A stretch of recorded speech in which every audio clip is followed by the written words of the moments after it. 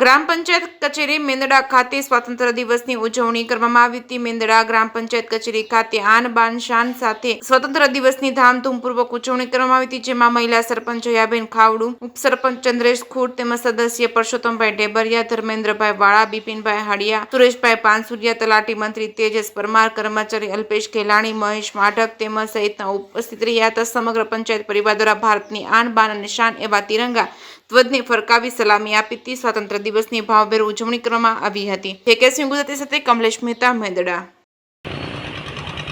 79માં સ્વતંત્રતા દિવસ નિમિત્તે મેંદડા ગ્રામ પંચાયત દ્વારા તમામ સદસ્યશ્રીઓ તથા કર્મચારીગણ હાજર રહી અને ધ્વજવંદનનો કાર્યક્રમ રાખેલ।